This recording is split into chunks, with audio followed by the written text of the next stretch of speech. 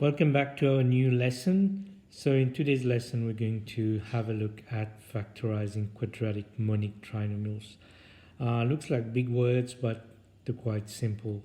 So we'll try our best to make it as simple as possible for you guys. Now let's recall what we've done in the past. So in the previous lessons, we did expanding two brackets and we used the method of FOIL. So if we expand x plus 2 times x plus 3, the answer will be x squared plus 5x plus 6. Now in this particular topic, you'll be given x squared plus 5x plus 6, and then your job is to come up with the two brackets, means you have to factorize. So you have to come up with the x plus 2 times x plus 3. Now how do we go about doing that? So we'll take some examples to make it a bit clearer. So example 1, you have to factorize x squared plus 9x plus 20. So first thing that you do is write down all the factors of 20. So how can we get 20? It's 1 times 20, 2 times 10, and 4 times 5. Your job is to look at the coefficient of x, which in this case is 9, and pick the factors that when you add or subtract you get 9. So it's quite clear here, 4 and 5, 4 plus 5 will give you 9. So these are the two numbers that we are looking at. So the answer will be x plus 4, x plus 5. So the factors that you pick, you just put them in a bracket, x with each of the numbers, and that's the final answer. Let's have a look at another example. X squared plus 11x plus 30. So you write all the factors of 30, which is 1 times 30, 2 times 15, 3 times 10, and 5 times 6. And again, your task is to choose the factor that add up to 11. And clearly, it should be 5 and 6. And those are the two numbers that we write in the brackets with an x.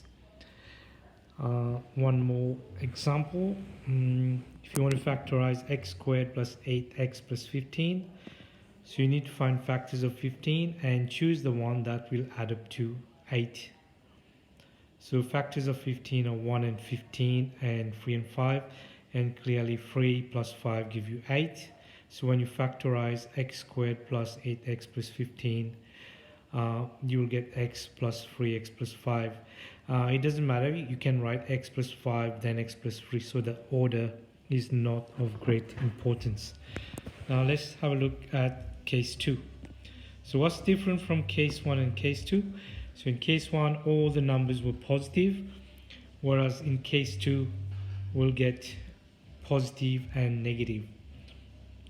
So we'll do the same thing. You find factors of 8, which is 1 and 8 and 2 and 4. But this time we have to look at two numbers. When we add or subtract, we get 2. So if you take 1 and 8, if you add, you get 9. If you take 8, take 1, you get 7. 1, take 8. You can try different combination, but that doesn't work. But if we try 2 and 4, 4 take 2 is 2, and that's what we're looking for. Two numbers that give us a sum or difference of 2. So it's 4 take 2, which has been circled, and these are the two numbers that goes in the bracket. So plus 4 take 2. Next example, x squared take 4x take 12. So you write factors of 12, 1 times 12, 2 times 6, and 3 times 4. And out of those 3, we have to pick the one that will give us a sum of negative 4. So when we say sum in maths, it can be like adding or subtracting. So obviously 1 and 12 doesn't work, and 3 and 4, that's worse. So the 2 and the 6, you just have to work out the correct sign. So 2 plus 6 is 8, but we need negative 4. So you can try 2 take 6, which obviously is negative 4.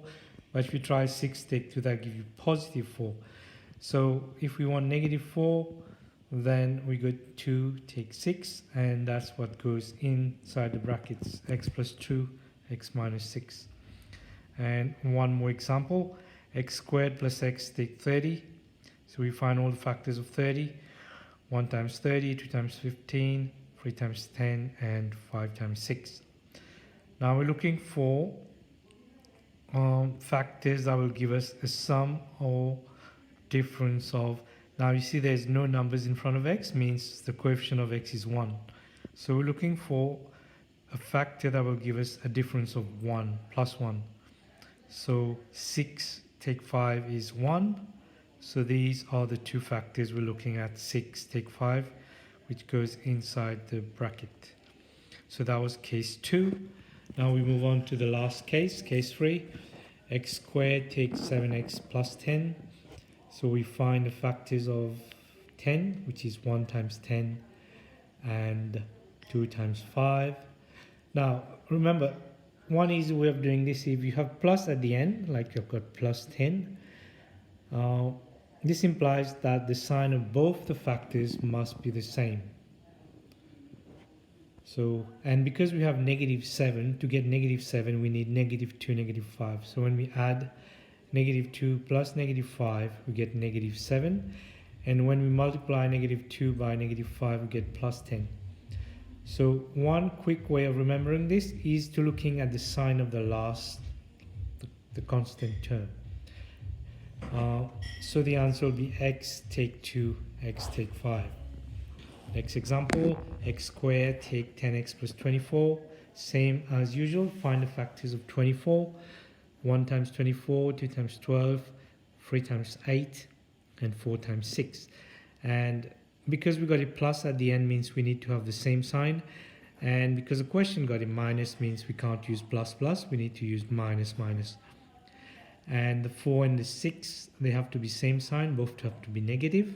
So we get x take 4 and x take 6. Now we're going to summarize the 3 cases in a small table that might be very useful in the future. So if your question has plus plus, like in case 1 you had plus 9x plus 20, then the answer also will be plus plus. So your job is to just find the factors. Don't worry about the signs. If your question has negative then a plus, then both are negative. If your question has minus minus, then there's 1 minus and 1 plus, but the minus goes with a bigger number. And if your question has a plus and a minus, then again we use 1 minus and 1 plus inside the brackets, but the minus goes with a smaller number. So this is like a small cheat sheet for you when you're attempting this particular topic. So try to use that when you do your exercise from the textbook. Now you should be able to do exercise 3.5 from your Pearson textbook. Have fun. Thank you.